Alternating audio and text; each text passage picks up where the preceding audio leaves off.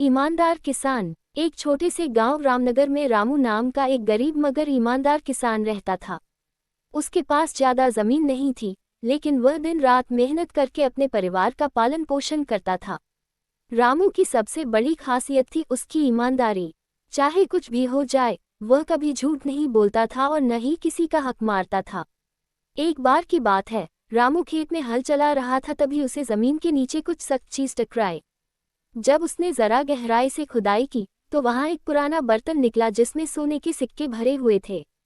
रामू चौंक गया, लेकिन उसने सोचा, ये धन मेरा नहीं है, यह जरूर जमीन के मालिक का होगा, क्योंकि मैं तो जमीन किराए पर लेकर खेती करता हूँ। रामू तुरंत जमीन के मालिक ठाकुर साहब के पास गया और सारा सोना उन्हें लौटा दिया।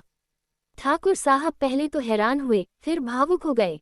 उन्होंने कहा, रामू, तुम जैसे ईमानदार लोग इस जमाने में बहुत कम होते हैं।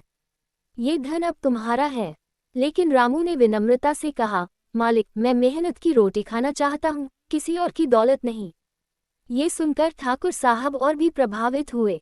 उन्होंने गांव के सभी लोगों को बुलाकर रामू की ईमानदारी की कहानी सुनाई और उसकी ईमानदारी का इनाम देने का फैसला किया। ठाकुर साहब ने रामू को उस जमीन का मालिक बना दिया जिस पर वह वर्षों से खेती कर रहा था। इसके साथ ही उन्होंने रामू के बच्चों की पढ़ाई का खर्च उठाने का वादा किया। रामू की मेहनत और ईमानदारी का फल उसे मिल गया।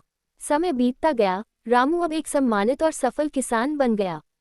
उसके बच्चे अच्छे स्कूलों में पढ़ने लगे और गांव में उसका नाम आदर से लिया जाने लगा। वह हमेशा दूसरों की मदद करता और ईमानदारी की मिसाल कायम करता।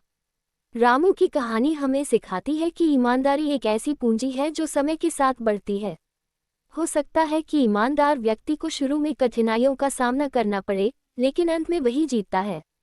रामू जैसे लोग समाज को बेहतर बनाते हैं और आने वाली पीढ़ियों के लिए प्रेरणा का स्रोत बनते हैं। सीख: ईमानदारी चाहे कितनी भी कठिन क्यों न हो, अंत में उसका फल मीठा होता है। सत्य और मेहनत की राह पर चलने वाला कभी असफल नहीं होता।